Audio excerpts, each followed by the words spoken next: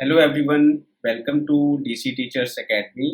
आज इस वीडियो में हम बात करेंगे हिंदी का बहुत ही महत्वपूर्ण टॉपिक है जिसका नाम है वर्णमाला। और वर्णमाला से आपके एग्जाम में अगर हिंदी आ रही है तो सभी एग्जाम्स में वर्णमाला से क्वेश्चंस आपका पूछा ही जाता है। तो चलिए स्टार्ट करते हैं। अगर आपने मेरे चैनल को सब्सक्राइब नहीं किया है तो सब्सक्राइब कर लीजिए, बेल आइकन को दबा लीजिए। आपके जितने भी एग्जाम्स होते हैं यूपी में, जैसे लाइक यूपी एसआई है और आपका यूपी ट्रिपल एससी जो अभी आपका पीईटी कराने वाला है, और आपका सुपर टेट एग्जाम है, या आपका यूपी टेट हो गया, सी टेट एग्जाम है, सभी के लिए ये वीडियो बहुत ही ज़्यादा इम्पोर्टेंट है। और इतने ज़्यादा क्वेश्चंस मैंने इसमें आपके लगभग कराए हैं, लगभग 200 के अप्रोक्स क्वेश्चंस होंगे वर्णमाला से और विराम चिन्ह से। तो बस आपको करना क्या है, चैनल को सब्सक्राइब करना है, लाइक करना है, शेयर करना है, जिससे कि मुझे मोटिवेशन मिले वीडियो बनाने का। तो चलिए स्टार्ट करते हैं। देखिए, पहला क्वेश्चन दे रखा है कि निम्नलिखित में से कौन सा मूल दीर्घ स्वर नहीं है। तो यहाँ पे जो बात कर रहा है वो मूल दीर्घ स्वर की बात कर रहा है। वैसे तो देखा जाए दीर्घ स्वर की अगर हम बात करें तो चारों ऑप्शन यहाँ पे करेक्ट होंगे, बट अगर मूल दीर्घ स्वर की बात करें तो मूल दीर्घ स्वर जो होते हैं वो केवल 3 होते हैं, बड़ा अ, बड़ी ई और बड़ा ऊ। तो इसका मतलब यहाँ पर ये सही है, ये भी सही है और ये भी सही होगा। इसका मतलब है कि ऑप्शन नंबर डी आपका सही नहीं है। तो यही ऑप्शन आपका क्या होगा, राइट होगा। क्यों? क्योंकि ओ जो होता है आपका एक संयुक्त स्वर होता है। क्या होता है? संयुक्त स्वर होता है। बाकी जो मूल दीर्घ स्वर की बात करोगे तो केवल 3 होते हैं, बड़ा आ, बड़े ई और बड़ा ऊ। आई थिंक आपको क्लियर होगा। आगे बढ़ते हैं। अगला देखिए, हिंदी में ध्वनियाँ कितने प्रकार की होती हैं? तो हिंदी में ध्वनियाँ होती हैं वो आपकी कितने प्रकार की होती हैं? 2 प्रकार की क्या होती हैं? ध्वनियाँ पाई जाती हैं हिंदी में। चलिए आगे बढ़ते हैं। मात्रा के आधार पर स्वर कितने प्रकार के होते हैं? तो मात्रा के आधार पर स्वर कितने प्रकार के होते हैं? 3 प्रकार के होते हैं। कौन-कौन से? ह्रस्व स्वर, दीर्घ स्वर और प्लुत स्वर। ठीक है? आगे बढ़ते हैं। जीवा के आधार पर स्वर कितने प्रकार के होते हैं? तो जीवा के आधार पर भी स्वर कितने प्रकार के होते हैं? आपके 3 प्रकार के होते हैं। कौन-कौन से? अग्रस्वर, पश्च स्वर और आपका मध्य स्वर। ठीक है? तो 3 प्रकार के स्वर होते हैं। आगे हम बढ़े। एक से अधिक वर्णों के मेल को क्या कहते हैं? तो ऑब्वियस सी बात है, सभी को पता ही होगा क्या कहते हैं? व्यंजन कहते हैं। ई, बड़ी ई, चा, छ, जा, झ, न्या आदि उच्चारण किससे होता है? तो देखो, ये जो है अकु विसर्जयानाम कंठा इचु यसानाम तालु। तो ई और बड़ा ई ये दोनों किससे बोले जाएंगे? तालु से बोला जाएंगे। और जो चा वर्ग होगा वो भी किससे बोला जाएगा? तालु से बोला जाएगा। तो ऑप्शन नंबर क्या है यहाँ पर? आपका सी राइट होगा।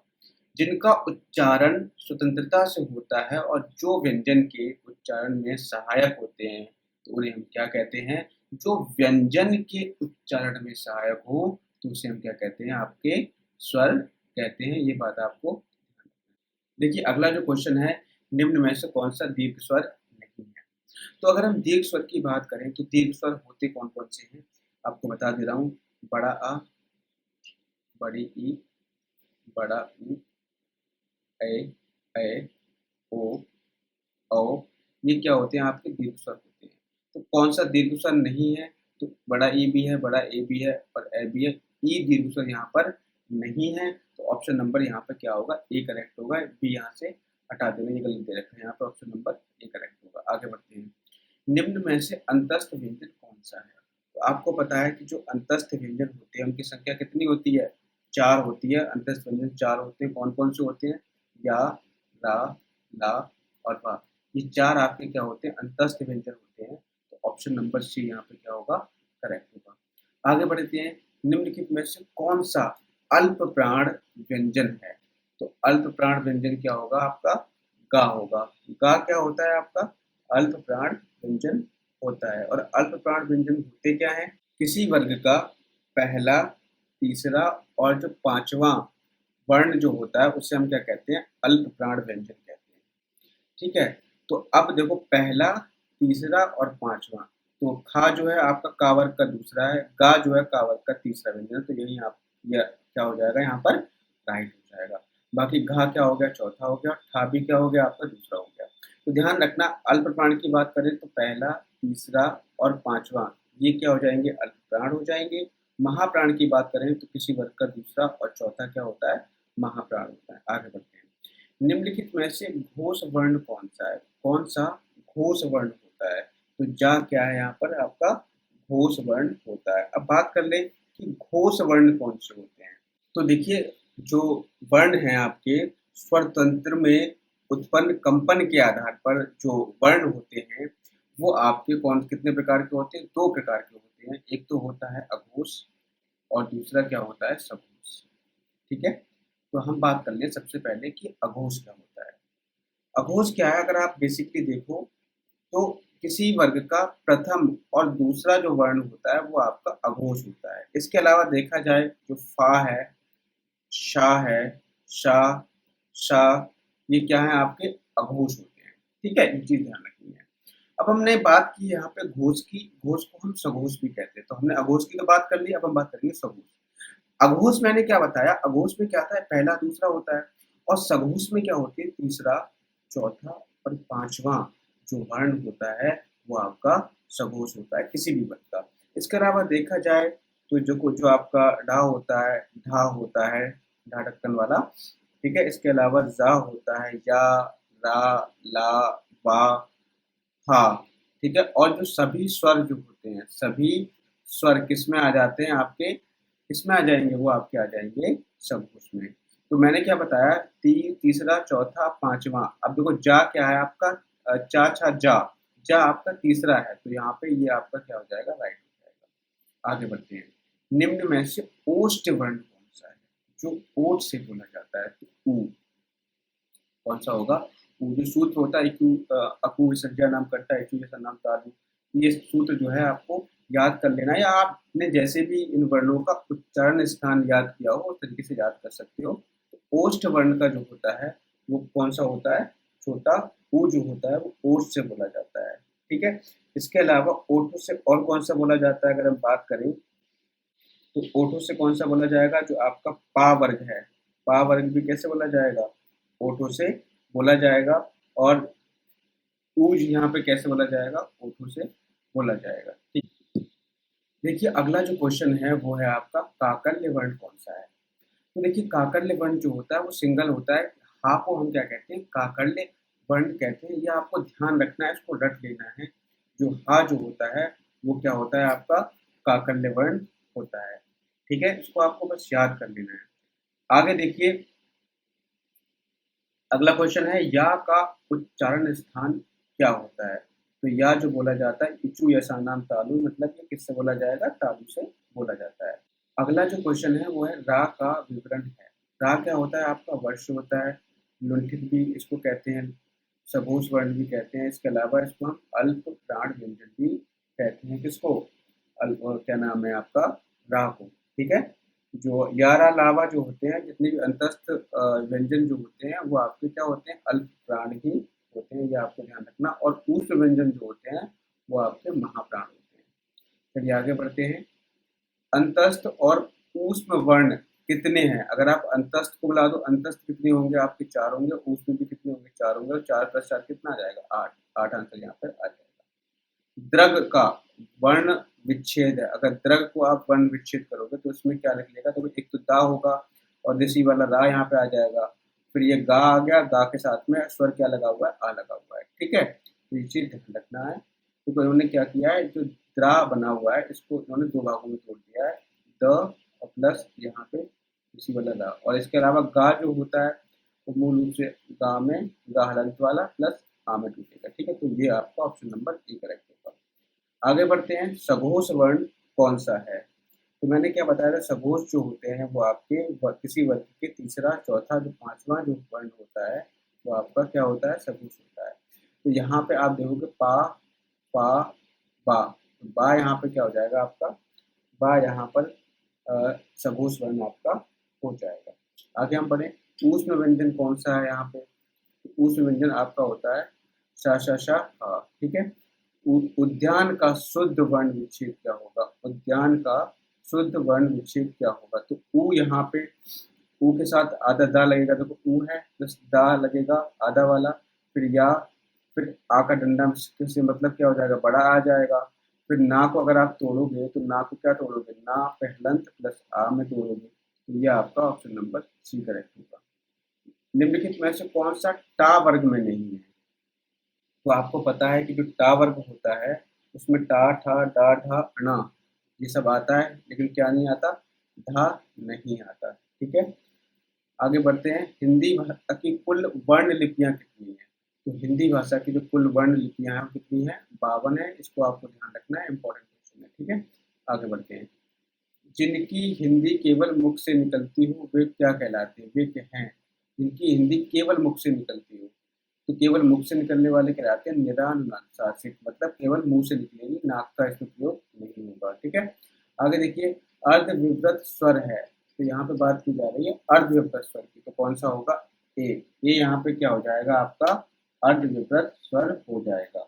इसके अलावा अगर हम देखें अर्धविव्रत स्वर और कौन कौन से होते हैं, तो आपका क्या होता है अर्धविव्रत में, आपका छोटा आ, ठीक है, बड़ा ए, बड़ा ओ, और यहाँ पे औ जो होता है ये आपके क्या होते हैं, अर्धविव्रत होते हैं। इनको आपको ध्यान रखना है। आगे हम बढ़ें। सभी स्पर्शी व्यंजन कौन से वर्ग में आते हैं? जितने भी स्पर्शी व्यंजन हैं वो कौन से वर्ग में आएंगे, तो वो किस में आएंगे, का वर्ग, चा वर्ग, पा वर्ग, ठीक है, और दा। ठीक है, ये चीज़ आपको ध्यान रखनी है। तो सभी स्पर्शी जो व्यंजन होते हैं वो आपके का वर्ग, चा वर्ग, पा वर्ग में आ जाते हैं। आगे बढ़ते हैं। अगला जो क्वेश्चन है, सभी महाप्राण वर्णों वाला वर्ग है। अब मैंने आपको बताया था जो आपके महाप्राण और जो अल्पप्राण होते हैं, महाप्राण जो होता है आपका किसी वर्ग का दूसरा और चौथा जो वर्ण होता है वो महाप्राण होता है, और अल्पप्राण एक पहला, तीसरा और पांचवा जो होता है वो अल्पप्राण होता है। तो दूसरा और चौथा देखो, तो सभी महाप्राण वर्णों वाला वर्ग है। तो देखो खा दूसरा आ गया, छा भी दूसरा आ गया, और ठा भी क्या है, दूसरा, तो ऑप्शन नंबर ए करेक्ट हो जाएगा। ठीक है, का खा जो है आपका का वर्ग का है, छा जो है आपका चा वर्ग का दूसरा वर्ण है, और ठा जो है आपका टा वर्ग का दूसरा वर्ण है। जब एक ही ध्वनि का द्वित्व हो जाए तो वे क्या कहलाती है, तो वे युग्मक ध्वनियां कहलाती है, ध्यान रखना है। आगे बढ़े। वाह, वाह कौन सा व्यंजन है, ध्यान रखना, वाह आपका अंतस्थ व्यंजन है। लिखित भाषा में मूल ध्वनियों के लिए जो चिन्ह मान लिए गए हैं तथा जिस रूप में ये लिखे जाते हैं उसे हम क्या कहते हैं, लिपि कहते हैं। ठीक है, लिपि कहते हैं, ध्यान रखना। ये लिपि क्या होती है, लिखित भाषा में मूल ध्वनियों के लिए कुछ चिन्ह जो बोलते हैं उनको हम चिन्हों के रूप में लिखते हैं, वही हमारी क्या होती है, लिपि होती है। आगे हम बढ़ते हैं। पा, फा, बा, भा, मा व्यंजन होते हैं। तो देखो जो पा वर्ग होता है ना वो ओष्ठ व्यंजन होता है, ध्यान रखना। पा वर्ग में सीधे क्या आ जाते हैं, ओष्ठ व्यंजन आ जाते हैं। ठीक है, दो व्यंजन जब एक साथ मिलते हैं तो क्या कहलाते हैं, वो संयुक्त व्यंजन कहलाते हैं, ऑब्वियस सी बात है। आगे बढ़े। वर्ण तालिका के अनुसार ह्रस्व, दीर्घ और प्लुत स्वर क्या है?